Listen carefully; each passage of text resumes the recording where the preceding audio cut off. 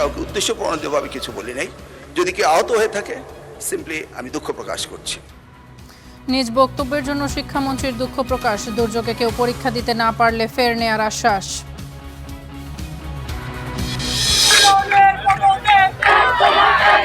শিক্ষামন্ত্রী পদত্যাগ চাচ্ছি আমরা, আর যদি পদত্যাগ সে না করে তাহলে আমরা এই আন্দোলনের কঠিনতম করব। শিক্ষামন্ত্রীর পদত্যাগ দাবিতে ঢাকা সহ দেশের বিভিন্ন স্থানে বিক্ষোভ, অবরোধ, আন্দোলন চালিয়ে যাওয়ার ঘোষণা। স্টার্টআপের জন্য ৫ কোটি টাকা পর্যন্ত ঋণ দেবে সরকার, জানালেন প্রধানমন্ত্রী। ৭ প্রতিষ্ঠানকে ১ থেকে ১০ লাখ টাকা করে পুরস্কার। বন্যার পানি ওঠার সাথে সাথে গাছ পড়ে গেছে। এই অবস্থায় এখন চিন্তা করতেছি কোথায় থাকবো। আবার 1 বছর লাগবে এটা নিয়ন্ত্রণ করতে। চট্টগ্রাম জুড়ে বন্যার ক্ষতচিহ্ন, ঘুরে দাঁড়ানোর লড়াই বানভাসীদের। ৫০% অকার্যকর ড্রেন সহ ৪ কারণে জলাবদ্ধ ঢাকা। আলোচিত হরিদাস চন্দ্রের অ্যাকাউন্টে কোটি কোটি টাকা লেনদেনের উৎস খুঁজছে পুলিশ। রিমান্ডে চলছে জিজ্ঞাসাবাদ।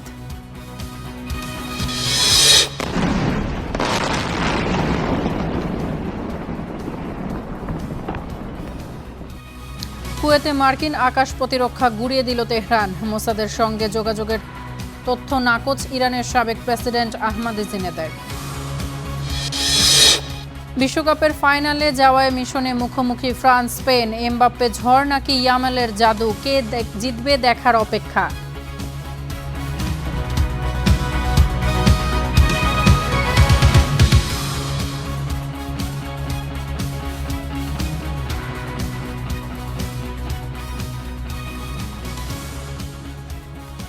আপনারা দেখছেন স্টার নিউজ। তাসফিয়া তামান্না স্বাগত জানাচ্ছি স্টার নিউজ প্রাইমে। বক্তব্যে কেউ আঘাত পেয়ে থাকলে দুঃখ প্রকাশ শিক্ষামন্ত্রীর। পরীক্ষার্থীদের পড়ার টেবিলে ফেরার আহ্বান জানিয়ে ফের পরীক্ষা নেওয়া হবে বলে আশ্বস্ত করেছেন তিনি। পদার্থবিজ্ঞানের ভুল প্রশ্নে পূর্ণ নম্বর দেওয়া হবে বলেও জানিয়েছেন মন্ত্রী। গুরুত্বপূর্ণ পরীক্ষা, যেটার উপর নির্ভর করে আগামীতে একটা ছেলে বা মেয়ের ভবিষ্যৎ কোন দিকে যাবে। সড়কে চলা শিক্ষার্থী বিক্ষোভের উত্তাপ সংসদেও। শিক্ষার্থীরা অনুরোধ করেছিল পরীক্ষাটি একটু পেছানোর জন্য, কিন্তু এই সিদ্ধান্ত নেওয়া হয় নাই। টানা বৃষ্টি জলাবদ্ধতার পরও এইচএসসি পরীক্ষা কেন চলমান থাকলো সে প্রশ্ন তোলেন সংসদ সদস্যরা।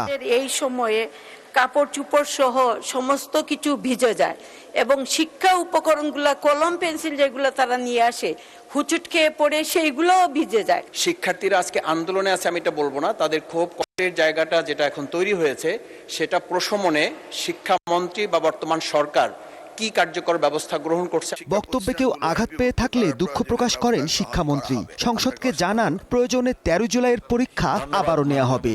যে চিরাং বোর্ডের পরীক্ষা আরেকটি প্রশ্নপত্রের সেটে যখন আমরা নিতে যাব, ফিজিক্স সেকেন্ড পেপার, যুক্তিবিদ্যা এবং হিসাব বিজ্ঞান, সেই সময়ে আমরা এই পরীক্ষাটি পুনরায় নেওয়ার ব্যবস্থা করতে পারবো ইনশাআল্লাহ।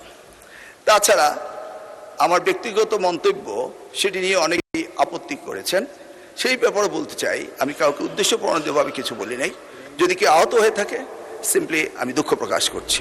প্রাকৃতিক দুর্যোগ ও প্রশাসনিক দুর্বলতার কারণে কেউ যদি পরীক্ষা দিতে না পেরে থাকেন তার পরীক্ষা আবারও নেওয়া হবে বলেও আশ্বস্ত করেন মন্ত্রী। ক্ষতিগ্রস্ত তাদেরকে শুধরিয়ে দেওয়া আমাদের জন্য কোনো বিরাট কাজ নয়, কারণ আমরা অনেক জায়গায় পরীক্ষা বন্ধ করেছি এবং আমরা আবার আমাদের কোশ্চেন সেট রয়েছে, আমরা আবার তাদের পরীক্ষা নেব। কোনো শিক্ষা প্রতিষ্ঠানে পানি ওঠার পর যদি পরীক্ষা না দিতে পেরে থাকে, এই জরিপটা আমাদের কাছে আসার পরে আমরা সেইভাবে প্রয়োজনে আমরা রি-এক্সামিনও নিতে পারি। আমরা চিটাগাং বোর্ডে এই ব্যবস্থাটি করেছি। শিক্ষার্থীদের ঘরে ফেরার আহ্বান জানিয়ে বলেন যে ক্ষতি হয়েছে তা কিভাবে পুষিয়ে নেওয়া যায় সে চেষ্টা চলছে। আমরা ইন্ডিভিজুয়ালি প্রত্যেকটিকে লোকেট করে এবং কোথায় কি ব্যবস্থা নিতে হবে সেই ব্যবস্থাগুলো আমরা নিরূপণ করে ব্যবস্থা নেব। শিক্ষার্থীদের কোনো রকম অস্থিরতার দরকার নেই, তারা আমাদেরই সন্তান। আমরা তাদেরকে কিভাবে পরীক্ষা নেওয়া যায়, কিভাবে তাদের রেজাল্ট ইমপ্রুভ করা যায়, সবকিছু আমরা দেখব। এছাড়া পদার্থবিজ্ঞানের ভুল প্রশ্নে শিক্ষার্থীরা পূর্ণ নম্বর পাবেন বলেও জানান মন্ত্রী। বলেন আগামীতে দুর্যোগকালীন সময় থেকে এইচএসসি পরীক্ষাকে সরিয়ে নেওয়া হবে। 2027 এর এসএসসি কে টার্গেট করে আমরা ক্রমান্বয়ে পরীক্ষাগুলোকে এগিয়ে আনতে চেষ্টা করছি। Mahmudul Hasan, star News, Dhaka. দর্শক, এই মুহূর্তে কথা বলছেন স্বরাষ্ট্রমন্ত্রী সালাউদ্দিন আহমদ। আমরা সরাসরি যুক্ত হচ্ছি সেখানে। অবশ্যই সেটা on the basis of the mutual dignity, respect and on the basis of the sovereign equality, সেটা আমরা আগেই ঘোষণা করেছি। আমরা তো আগেই বলেছি, আমাদের নেতা আগে বলেছেন, ওই অন্য কোনো দেশ নয়, সবার আগে বাংলাদেশ। আমি নাম নিলাম না, আমরা সবার আগে বাংলাদেশ নীতিতেই আমরা আছি এবং এইভাবেই আমরা ম্যান্ডেট পেয়েছি। মাননীয় স্পিকার, আমার বন্ধু আক্তার সাহেব অনেক বিষয়ে কথা বলেছেন যে হাসিনাকে ফিরিয়ে নিয়ে এসে রায় কার্যকর করা হবে কিনা। হাসিনাকে ফিরিয়ে নিয়ে আসার জন্য ইন্টারিম গভর্নমেন্ট থেকে শুরু করে এই পর্যন্ত আমরা তাগাদাপত্র দিচ্ছি as per the extradition treaty with the পার্শ্ববর্তী দেশ আর কি, নেইবারিং কান্ট্রি। সেই এক্সট্রাডিশন চুক্তি অনুসারে, ট্রিটি অনুসারে আমরা তাকে ফেরত চাই। আমরা চাই তিনি ফেরত আসুক, বিচারের মুখোমুখি হোক। তবে আইনমন্ত্রী বলেছেন তাকে আসলে অ্যারেস্ট করা হবে এই জন্য যে সি ইজ অলরেডি কনভিক্টেড, সুতরাং তার আত্মসমর্পণের সুযোগ নাই। তিনি আসলেই তাকে গ্রেফতার করা হবে, রায় কার্যকর করা হবে। যদি আপিলের কোনো সুযোগ থাকে সেটা অন্য কথা, আইন আদালত বলবে। আর বেনজিরকে কি ইন্টারপোলের মাধ্যমে গ্রেফতার ইন্টারিম গভর্নমেন্ট করতে পেরেছে মাননীয় স্পিকার 2 বছরে? আমরা করেছি 3 মাসের সরকার আসানো। সেই বেনজিরের সমস্ত কাগজপত্র 30 দিনের ভিতরে দিতে বলেছে সেই গভর্নমেন্ট, আমরা 3 দিনের মধ্যে দিয়েছি। আমরা অপেক্ষা করছি কখন তাকে ফেরত নিয়ে আসতে পারবো। আমরা হাদির হত্যাকারী 3 জনকে আমরা ফেরত চেয়েছি, সেখানে অ্যারেস্ট অবস্থায় আছে, তাদের বিরুদ্ধে মামলা চলছে। আমরা চেয়েছি সেই গভর্নমেন্টের কাছে এক্সট্রাডিশন চুক্তি অনুসারে কাগজপত্র পাঠিয়েছি। আশা করি তাদেরকে আমরা ফিরিয়ে নিয়ে আসতে পারবো। ফিরিয়ে নিয়ে আসলে পূর্ণাঙ্গ তদন্ত হবে এবং সেভাবে চার্জশিট হবে। আমাদের আন্তরিকতার কোনো ঘাটতি নাই। এখন আপনারা বলেন ট্রাইব্যুনালের সংখ্যা বাড়াতে হবে। আমরা পার্শ্ব করে ইন্টারিম গভর্নমেন্টের সময় একটা ট্রাইব্যুনাল থেকে 2টা ট্রাইব্যুনালে নিতে বাধ্য করেছি। এখন যদি প্রয়োজন হয় ট্রাইব্যুনালের সংখ্যাও বাড়বে, প্রসিকিউশনের সংখ্যা বাড়বে, ইনভেস্টিগেশন টিম বাড়বে, লজিস্টিক টিম বাড়বে। আমাদের প্রধানতম উদ্দেশ্য হচ্ছে এই দেশে ন্যায় বিচার প্রতিষ্ঠা করা। 1400 শহীদ হয়ে তাই এলো ইনোভার, যেন আপনি লাইফে থাকেন রেডি প্রতিদিন। Innova, designed for now. দুর্যোগে পরীক্ষা নেওয়ার প্রতিবাদে রাজপথে এইচএসসি পরীক্ষার্থীরা সড়ক আটকে জানিয়েছেন শিক্ষামন্ত্রীর পদত্যাগ সহ 3 দফা দাবি। ঢাকা বিশ্ববিদ্যালয়ের ভিসি চত্বরে পুলিশের সঙ্গে হয়েছে তাদের ধস্তাধস্তিও। সায়েন্স ল্যাব, নীলক্ষেত, উত্তরা সহ নানা জায়গায় অবরোধের কারণে বন্ধ হয়ে গিয়েছে যান চলাচল। এইচএসসি শিক্ষার্থীদের স্লোগানে উত্তপ্ত রাজপথ। দুর্যোগের মধ্যে পরীক্ষা, প্রশ্নপত্রে ভুল সহ 3 দফা দাবিতে শিক্ষামন্ত্রীর পদত্যাগ চেয়ে রাজধানীর সায়েন্স ল্যাব, নীলক্ষেতে সড়ক অবরোধ। ঢাকা বিশ্ববিদ্যালয়ের রাজু ভাস্কর্যের দিকে পুলিশের ব্যারিকেডের মুখে পড়েন তারা। ভিসি চত্বরে ঘটে ধস্তাধস্তির ঘটনা।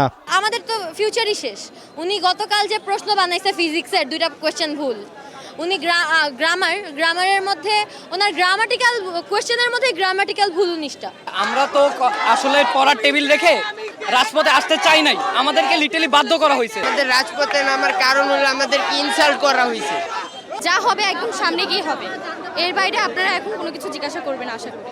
উত্তরায় তাদের অবরোধের কারণে ঢাকা ময়মনসিংহ মহাসড়কে বন্ধ হয়ে যায় যান চলাচল। এ সময় দেয়া হয় আন্দোলন চালিয়ে যাওয়ার ঘোষণা। আমরা কালকে কেন্দ্রে যাওয়ার সময় পুরোটা টাইম ভিজে ভিজে গেছি, কেন্দ্রে গিয়ে 3টা ঘন্টা পরীক্ষা দিয়েছি। আর আমাদের যে কোয়েশ্চেনের মান, এটা গত 10 বছরের কোনো বোর্ড কোয়েশ্চেনের সাথে ম্যাচ খায় না। এ ঘটনায় মধ্যস্থতার চেষ্টা করেন ছাত্রদলের কেন্দ্রীয় নেতারা। এই আন্দোলনে তৃতীয় একটি পক্ষ যুক্ত হয়ে নৈরাজ্যর চেষ্টা করছে বলেও সতর্ক করেন তারা। গণঅভ্যুত্থান যে পরিবর্তনের রাজনীতি করেছে, সেজন্য আমরা কিন্তু সরকারের সিদ্ধান্তের বিরুদ্ধে গিয়ে আমরা বলেছি সরকারকে সিদ্ধান্ত পুনর্বিবেচনা করার জন্য আমরা গতকালই বলেছি যে রাস্তা বন্ধ করার এই যে প্রক্রিয়া, তাদের যে ইচ্ছা পোষণ, এটি আসলে তৃতীয় পক্ষ তাদের মাথায় ঢুকে দিয়েছে। আমরা বলেছি যে আপনারা সতর্ক থাকুন, আমরা সতর্ক রয়েছি। পরে ঢাকা শিক্ষা বোর্ড ঘেরাও করেন শিক্ষার্থীরা। সে কর্মসূচি শেষে অবস্থান নেন জাতীয় সংসদ ভবন এলাকায়। Aktaruzzaman, star News, Dhaka. বন্যা জলাবদ্ধতার মধ্যেও এইচএসসি পরীক্ষা নেয় শিক্ষামন্ত্রীর পদত্যাগের দাবিতে বিক্ষোভ হয়েছে সারা দেশেও। শিক্ষা বোর্ড ঘেরাওয়ের পাশাপাশি অবরোধ করা হয় সড়ক এবং রেলপথ। 24 ঘন্টার মধ্যে দাবি আদায় না হলে কঠোর কর্মসূচির হুঁশিয়ারি দেন আন্দোলনকারীরা। মুহুর্মুহু স্লোগানে উত্তাল রাজপথ। শিক্ষামন্ত্রীর পদত্যাগ দাবিতে শিক্ষা বোর্ড, কলেজ ক্যাম্পাস সহ সড়কে অবস্থান। মন্ত্রীর পদত্যাগ, বৈরী আবহাওয়ায় এইচএসসি পরীক্ষা স্থগিত সহ 3 দফা দাবিতে বিক্ষোভ হয়েছে চট্টগ্রাম শিক্ষা বোর্ডের সামনেও। এ সময় বন্যা পরিস্থিতির কারণে কয়েক হাজার পরীক্ষার্থী অংশ নিতে পারেনি বলে দাবি তাদের। সবাই এখন বন্যার মধ্যে পরীক্ষা দেওয়ার মতো অবস্থায় নাই। অলরেডি একজন স্টুডেন্ট রাজশাহীতে সুইসাইড করছে, এখন এর দায় কে নিবে? উনি যেহেতু মেন্টালি আনস্টেবল, ওনাকে সরাই দেন। বগুড়ার আলফাতুন নেসা খেলার মাঠ থেকেও বেরিয়েছে বিক্ষোভ মিছিল। পরে সমাবেশ হয় জেলা প্রশাসক কার্যালয় চত্বরে। এ সময় দাবি পূরণে 24 ঘন্টা সময় বেঁধে দেন তারা।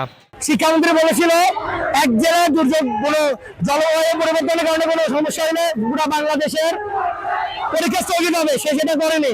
গতকালকের পরীক্ষায় 19,000 শিক্ষার্থী ভাই বোন অংশগ্রহণ করতে পারেন না, তাদের পরীক্ষা আবার নিতে হবে এবং মিলনকে বর্তমান সরকার থেকে লাল কার্ডের মাধ্যমে বের করে দিতে হবে। একই দাবিতে ঢাকা টাঙ্গাইল মহাসড়কে অবরোধ করে বিক্ষোভ করেন শিক্ষার্থীরা। এতে মহাসড়কে দেখা দেয় দীর্ঘ যানজট, ভোগান্তিতে পড়েন যাত্রীরা। দিনাজপুরের রেলপথ অবরোধের কারণে স্টেশনে আটকা পড়ে ঢাকাগামী পঞ্চগড় এক্সপ্রেস ট্রেন। এইভাবে করে পরীক্ষা দিয়েছে, পানির মধ্যে ভিজে ভিজে, নিজেরা ক্রমশমান পানির নিচে ডুবে তারা যে পরীক্ষা দিয়েছে, এই মানসিক নির্যাতনের কারণে শিক্ষামন্ত্রী পদত্যাগ চাচ্ছি আমরা। 24 ঘন্টার মধ্যে আমরা এই শিক্ষামন্ত্রী পদত্যাগ দাবি করছি। এছাড়া বরিশাল, ময়মনসিংহ, কুমিল্লা সহ দেশের নানা জায়গায় শিক্ষামন্ত্রীর পদত্যাগের দাবিতে বিক্ষোভ সমাবেশ হয়েছে। সর্দার মোহাম্মদ আরিফ, স্টার নিউজ। দুর্যোগের মধ্যেও পরীক্ষার আয়োজনে শিক্ষা প্রশাসনের সিদ্ধান্ত গ্রহণ প্রক্রিয়া নিয়ে নতুন করে প্রশ্ন উঠেছে। ডিসিদের দেয়া মাঠ পর্যায়ের রিপোর্টের ভিত্তিতে পরীক্ষা স্থগিত না করার ব্যাখ্যা দিয়ে দায় সারছে শিক্ষা বোর্ড। পরিস্থিতি সামাল দিতে তদন্ত করা হবে। দুর্যোগপূর্ণ আবহাওয়ার মধ্যেই নেওয়া হয় এইচএসসি ও সমমানের পরীক্ষা। বাধ্য হয়ে পরীক্ষা দিতে অনেকে পেরিয়েছেন হাঁটু পানি, কেউ কোমর পানি। অনেকে রাস্তার খানাখন্দে পড়ে হাবুডুবু খেয়েছেন। অনেকের কেন্দ্রে পৌঁছাতেও বিলম্ব হয়েছে। অনেকেই আবার অংশ নিতে পারেননি বলেও অভিযোগ পাওয়া গেছে। এমন চিত্র ছড়িয়ে পড়ে সামাজিক যোগাযোগ মাধ্যমে। তৈরি হয় ব্যাপক আলোচনা সমালোচনার। এমন সমালোচনার মুখে সোমবার রাতে ব্যাখ্যা দেয় আন্তঃশিক্ষা বোর্ড। জানায়, অভিন্ন প্রশ্নপত্র ব্যবস্থায় একটি বোর্ডের কারণে সকল বোর্ডের পরীক্ষা স্থগিত রাখা বাস্তবসম্মত নয় বলে ব্যাখ্যায় বলা হয়। তাদের একটু কষ্ট করতে হয়েছে, একটু না ভালোই কষ্ট করতে হয়েছে। তো সেই ক্ষেত্রে পরীক্ষা গ্রহণে কোনো ব্যাঘাত হয়নি। আপনারা হয়তো খেয়াল করেছেন, জলাবদ্ধতাটা ফিক্সড হয়ে যায় ঢাকা শহরে। এটা আমাদের মাথায় থাকবে ইনশাআল্লাহ ভবিষ্যতে আমরা কোনো সিদ্ধান্ত নেওয়ার ক্ষেত্রে। পুরো শিক্ষা প্রশাসন ব্যর্থতার পরিচয় দেওয়ার কারণেই এমন অনাকাঙ্ক্ষিত পরিস্থিতির সৃষ্টি বলে অভিযোগ শিক্ষাবিদদের। ভঙ্গুর শিক্ষা ব্যবস্থা থেকে উত্তরণে জরুরি শিক্ষা কমিশন ও শিক্ষানীতি। ম্যাচুরিটির পরিচয় দেওয়া দরকার ছিল, যে প্রজ্ঞার পরিচয় দেওয়ার কথা ছিল। এই জায়গাটায় এডুকেশন মিনিস্ট্রি এবং যারা সংশ্লিষ্ট তারা এক ধরনের ব্যর্থতারই পরিচয় দিয়েছে। শিক্ষা ব্যবস্থা ভঙ্গুর যে অবস্থাটা, আমরা খাদের কিনারায় দাঁড়িয়ে আছি, আমার ওই যে ছিদ্রটা তো বন্ধ করা লাগবে, গর্তটা তো বন্ধ করা লাগবে আমাদের। তা আমাদের ওই জায়গাটায় মনোযোগ দেওয়ার জন্য সবার আগে দরকার ছিল একটা কমিশন করা। শিক্ষার্থীদের দুর্ভোগ, আন্দোলন আর সমালোচনার মধ্যেই পরীক্ষা আয়োজনের সিদ্ধান্ত নিয়ে প্রশ্ন থেকেই যাচ্ছে। এখন পরিস্থিতি সামাল দিতে কর্তৃপক্ষ কী পদক্ষেপ নেয় সেদিকেই সবার নজর। ফরহাদ বিন নূর, স্টার নিউজ, ঢাকা। দর্শক, এই বিষয়ে আরো বিস্তারিত জানতে সংসদ ভবনের সামনে থেকে নাজমুল হাসানের সঙ্গে যুক্ত হচ্ছি। নাজমুল, রাত তো অনেক গড়িয়েছে, এই মুহূর্তে কি অবস্থা? শিক্ষার্থীরা কি বলছেন? কটা পর্যন্ত তারা তাদের এই আন্দোলন চালিয়ে যাবেন এবং তাদের পরবর্তী কর্মসূচি কি?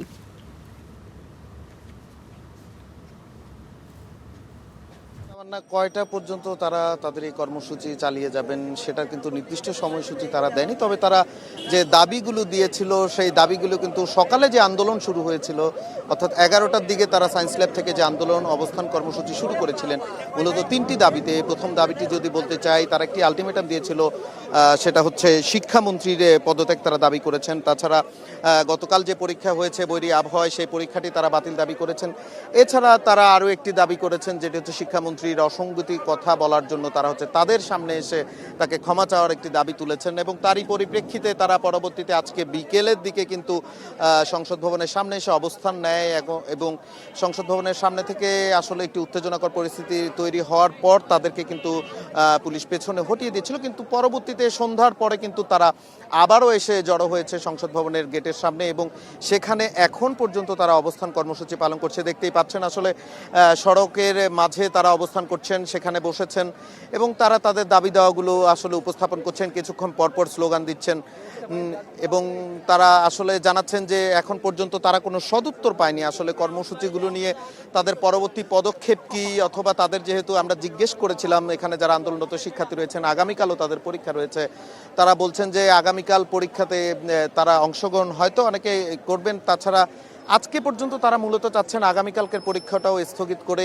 এই পরীক্ষাগুলো মূলত হচ্ছে পরীক্ষা শেষ হওয়ার পরে, এখন যে রুটিন আছে সেই রুটিনের পরে, অর্থাৎ পরীক্ষাটা শেষ হওয়ার পরে তারা পরীক্ষাগুলো নিয়ে নতুন একটি রুটিনের দাবি তারা করছেন। এবং তারা একটি গ্রুপের সাথে আমরা কথা বলছিলাম, কয়েকজন মিলে তারা কিন্তু শিক্ষামন্ত্রীর কাছে দেখা করার জন্য সংসদের ভেতরে একটি গ্রুপ গিয়েছিলেন, কিন্তু তারা সদুত্তর পাননি এবং তিনিও দেখা করেননি, তারা যেমনটা জানিয়েছিলেন আমাদের কাছ থেকে। এবং এখন পর্যন্ত তারা এখান থেকে সরে যাওয়ার কোনো আমরা ঘোষণাও পাইনি, তারাও আমাদেরকে জানাননি। তারা বলেছেন যে এখানে তারা অবস্থান কর্মসূচি পালন করবেন যতক্ষণ পর্যন্ত তারা সদুত্তর না পায়। তামান্না। নাজমুল, ধন্যবাদ আপনাকে আমাদের সঙ্গে যুক্ত হওয়ার জন্য। দর্শক, সংসদ ভবনের সামনে থেকে নাজমুল হাসান আমাদের সঙ্গে যুক্ত হয়েছিলেন। শিক্ষার্থীদের বিক্ষোভ কর্মসূচি নিয়ে তিনি আমাদেরকে জানাচ্ছিলেন। স্টার্টআপের জন্য 5 লাখ টাকা থেকে 5 কোটি টাকা পর্যন্ত দেবে সরকার। ঢাকা বিশ্ববিদ্যালয়ের তারুণ্য স্টার্টআপ এবং সম্ভাবনার বাংলাদেশ অনুষ্ঠানে যোগ দিয়ে এই ঘোষণা দিয়েছেন প্রধানমন্ত্রী তারেক রহমান। বলেন, মেধাবী উদ্যোক্তাদের সহযোগিতা করার জন্য সরকার প্রস্তুত। এদিন 7 স্টার্টআপ প্রতিষ্ঠানকে 1 থেকে 10 লাখ টাকা করে পুরস্কার দেওয়া হয়। শিক্ষা, স্বাস্থ্য কিংবা পরিবেশ, জলবায়ু পরিবর্তনে প্রতিটি খাতে সৃষ্টি হচ্ছে নতুন নতুন সমস্যা। জীবন সংশ্লিষ্ট সেসব সমস্যা সমাধানে নতুন উদ্ভাবনী ধারণা ও প্রযুক্তির উদ্যোগ নিয়ে এক ছাদের নিচে তরুণরা। ঢাকা বিশ্ববিদ্যালয়ে আয়োজিত এই অনুষ্ঠানে উদ্যোক্তাদের ভাবনা শোনেন প্রধানমন্ত্রী তারেক রহমান। ঘুরে দেখেন তাদের প্রযুক্তি সমৃদ্ধ স্টলগুলো। জামানত নেই, তাদের জন্য ঋণ পাওয়া সহজ করতে সরকারের কি উদ্যোগ রয়েছে? এর আগে সিনেট ভবনে বিভিন্ন বিশ্ববিদ্যালয়ের শিক্ষার্থীদের সাথে মুক্ত আলোচনায় যোগ দেন তিনি। এ সময় শিক্ষার্থীদের প্রশ্নের জবাবে প্রধানমন্ত্রী বলেন, মেধাবী উদ্যোক্তাদের সহযোগিতা করার জন্য সরকার প্রস্তুত। জানান, স্টার্টআপের জন্য 5 লাখ থেকে 5 কোটি টাকা পর্যন্ত দেয়া হবে। 5 লাখ টাকা থেকে 5 কোটি টাকা পর্যন্ত একজন স্টার্টআপ যে উদ্যোক্তা, তাকে আমরা সহায়তার চেষ্টা করব। যারা এন্টারপ্রেনার হতে পারে তারা যাতে দেশে থাকে, দেশে থাকলে সে যেই সাপোর্টটা দিলে তাকে সে ফ্লরিশ করতে পারবে, আমরা সেটার চেষ্টা করছি। তরুণদের আত্মবিশ্বাসের প্রশংসা করে সরকার প্রধান বলেন, আগামীর বাংলাদেশ তরুণদের হাতে তুলে দেওয়া হবে। মাঝে মাঝে হয়তো হতাশ হয়ে যেতাম, কিন্তু এই বাচ্চাগুলোকে দেখার পরে নিজেকে খুব কনফিডেন্ট মনে হয়েছে। আজকে যখন আপনাদেরকে দেখলাম এবং ওই দিন ওই দুটো ইভেন্টে ওই বাচ্চাগুলোকে দেখেছি, আজকে আমার কাছে মনে হচ্ছে এই যে আমরা রাত দিন পরিশ্রম করছি, চেষ্টা করছি একটু চেঞ্জ করার জন্য, আমার মনে হলো যে হ্যাঁ, আমরা কিছু সংখ্যক মানুষের হাতে দিয়ে যেতে পারবো, যারা আমরা যেখানে ছেড়ে যাব সেখান থেকে তারা দেশটাকে এগিয়ে নিয়ে যেতে পারবে। অনুষ্ঠানে সারা দেশের 7টি স্টার্টআপ প্রতিষ্ঠানকে 38 লাখ টাকা পুরস্কার তুলে দেন প্রধানমন্ত্রী। বাজ শিল্ড, নিশাত জাহান নাদিরা, সিফাত শাহরিয়ার, স্টার নিউজ, ঢাকা।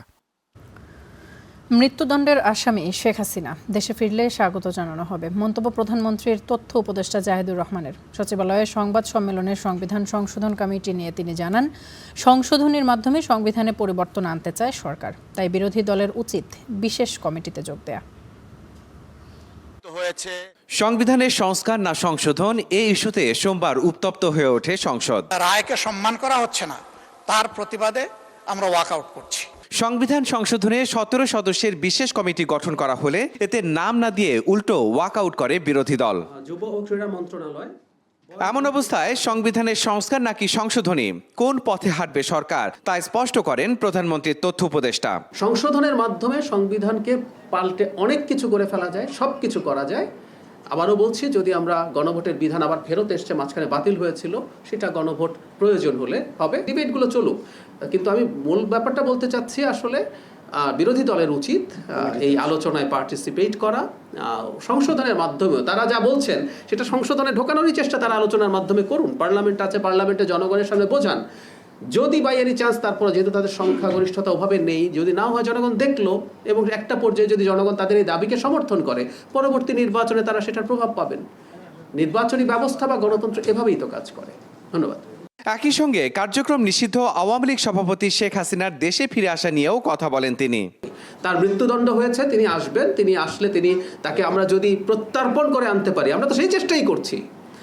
আর উনি আসলে তো আমাদের সাথে দুই পক্ষের যোগাযোগ হয়ে যদি আসে, দ্যাটস ফাইন, উনি যাবেন, উনি মামলা ফেস করবেন। জাতীয় পরিচয়পত্র সংশোধনের ইস্যুতে জনভোগান্তি নিরসনে সরকার যথাযথ ব্যবস্থা নিতে। ভুলটা আসলে সরকারের দিক থেকে হয়েছে না কোন দিক থেকে হয়েছে, সেটা হয়তো সব সময় ডিটারমাইন করা কঠিন। মাহাদি হাসান, স্টার নিউজ, ঢাকা। নামছে বানের পানি, তবে আশ্রয় কেন্দ্র থেকে ফিরে অসহায় দুর্গতরা দেখেছেন ধসেছে বসতবাড়ি, ভেসে গেছে সহায় সম্বল। মাথার উপরে রয়েছে শুধু খোলা আকাশ। কোথা থেকে নতুন করে শুরু করতে পারছেন না তার কিনারা। সাতকানিয়া থেকে নিবিড় সাহার প্রতিবেদন। ছোট্ট সাজিদ, তার ঘুমানোর খাট বানের পানিতে গিয়ে ঠেকেছে রাস্তায়। তার বাড়িতে গিয়ে দেখা মিলল সে বানের তোড় ছিল কতটা। ধসেছে বসত ভিটা। আশ্রয় কেন্দ্র থেকে ফেরার পর 13 সদস্যের পরিবারটির মাথার উপরে এখন খোলা আকাশ। বন্যার পানি ওঠার সাথে সাথে গাছ পড়ে গেছে, আমরা সবাই বাইরে গেছি।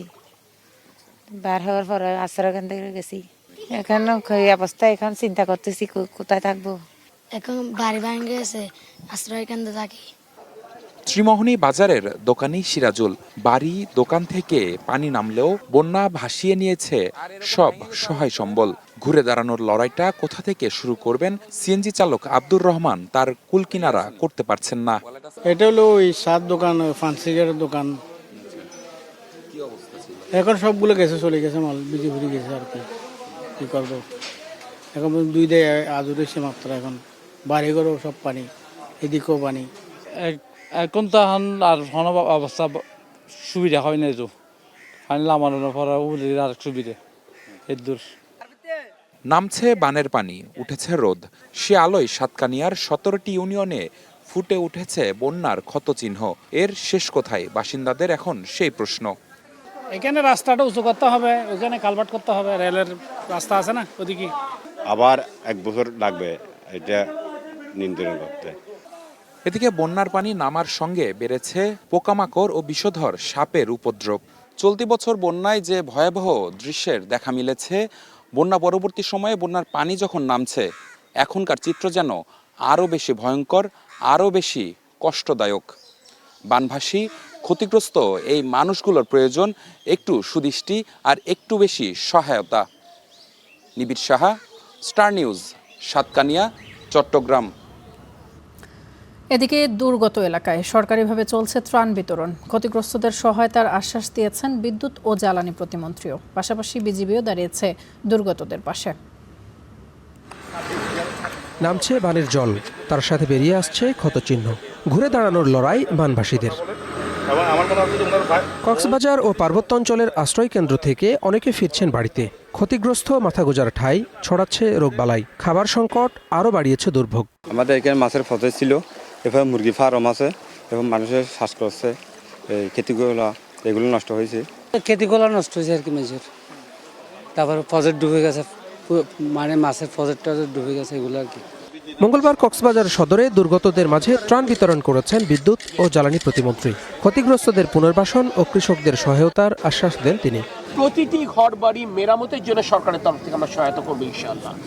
যেখানে ফসলি জমি তলিয়ে গেছে, মাছের ঘের ভেসে গেছে, গবাদি পশু ক্ষতিগ্রস্ত হয়েছে, এই ক্ষতি পুষিয়ে নিয়ে যেন এই মানুষগুলো আবার স্বাভাবিক জীবনে ফিরতে পারে, আমরা তার জন্য সরকারের তরফ থেকে উদ্যোগ নেব। পার্বত্য অঞ্চলেও চলছে ত্রাণ বিতরণ। প্রশাসনের পাশাপাশি এগিয়ে এসেছে বিজিবি সদস্যরাও।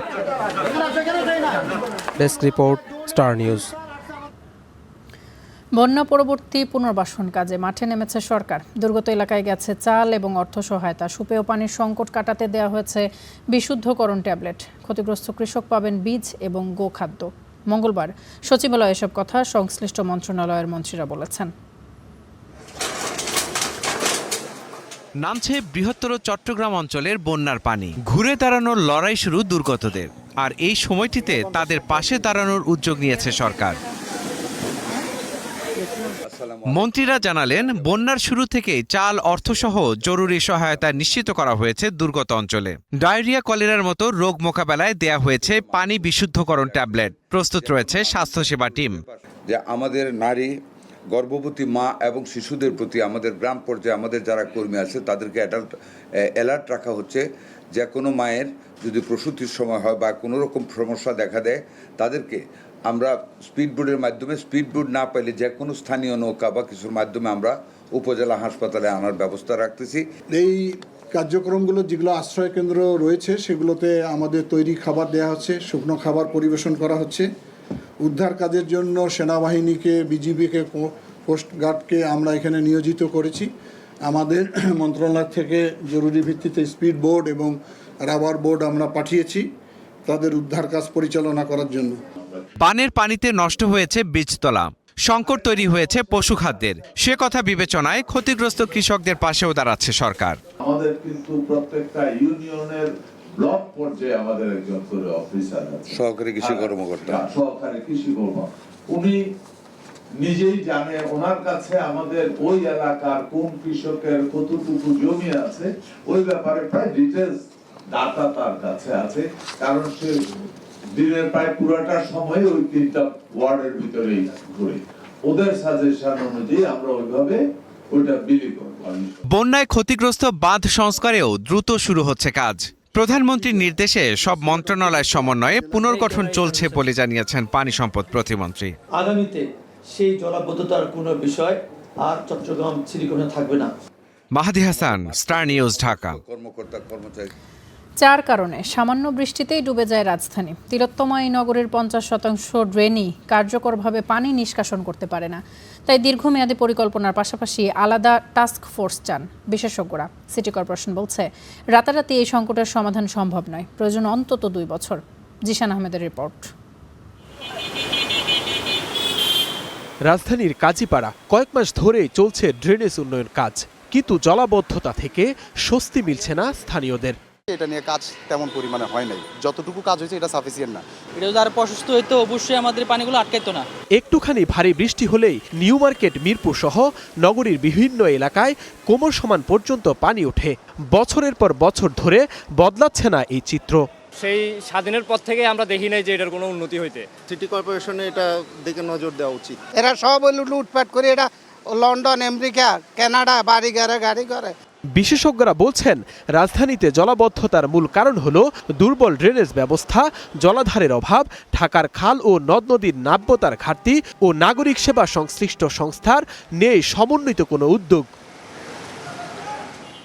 প্রায় 50% ড্রেনের কার্যকর পানি নিষ্কাশন সক্ষমতা নেই। অপরিকল্পিত নগরায়নে কমে গেছে জলাশয় ও সবুজ এলাকা, ফলে মাটিতে পানি শোষণের সুযোগ নেই। নদ নদীর নাব্যতা কমে যায়, বাধাগ্রস্ত হচ্ছে পানির স্বাভাবিক প্রবাহ। একটা ক্যাপিটাল শহর সেটা যদি পানিতে এরকম ডুবে থাকে, সেখান থেকে নৌকা চলে, যেটা 88 বন্যায় দেখছি, তো এরকম অবস্থা আসলে ঢাকায় যে চিটাগাংও তাই, এবং শত কোটি টাকা ব্যয় করেও কাজ হচ্ছে না, কারণ এখানে প্রপার প্ল্যানিং এবং এক্সিকিউশন ইমপ্লিমেন্টেশন কিন্তু হচ্ছে না। জলাবদ্ধতা মোকাবিলায় দীর্ঘমেয়াদী পরিকল্পনার পাশাপাশি বিশেষ টাস্কফোর্স গঠনের পরামর্শ নগর পরিকল্পনাবিদদের। এই মুহূর্তেই সরকারের উচিত টাস্কফোর্স গঠনের মাধ্যমে নগর সরকার ব্যবস্থার মধ্যে দিয়ে 11টা মন্ত্রণালয়ের 54টা সংস্থার বিশৃঙ্খল পরস্পর বিরোধী প্রকল্প এবং সমন্বয়হীন কার্যক্রমের বিপরীতে একটি সমন্বিত কর্মধারায় পরিকল্পিতভাবে জনগণকে অন্তর্ভুক্ত করে একটি পরিকল্পিত যাত্রায় ঘুরে দাঁড়াবে। পরিস্থিতির উন্নয়নে 2 বছর সময় চাইলেন ঢাকা দক্ষিণ সিটি কর্পোরেশনের প্রশাসক। ঢাকা শহরে যদি আরও 8 থেকে 10টা আমরা এই ধরনের ওয়ে আউট বের করতে পারি, যেটা সরাসরি আমরা নদীতে পানিটা নিয়ে যেতে পারবো, তাহলে কিন্তু এই জলাবদ্ধতা থেকে অনেকটা আমরা মুক্তি দিতে সক্ষম হব। রাজধানীতে কয়েক ঘন্টার ভারী বর্ষণে তলিয়ে যায় সড়ক, স্থবির হয়ে পড়ে সাধারণ মানুষের জীবন, বন্ধ হয়ে যায় যান চলাচল। অথচ এই সমস্যা সমাধানে সরকার বছরের পর বছর কোটি কোটি টাকা বরাদ্দ দিয়ে আসছেন। বিশেষজ্ঞদের মতে ড্রেন নিয়মিত পরিষ্কার, রাজধানীর খাল পুনরুদ্ধার ও সব সংস্থার সমন্বিত উদ্যোগ ব্যতীত এই সমস্যা সমাধান করা কোনোভাবেই সম্ভব নয়। Zishan Ahmed, Star News, Dhaka.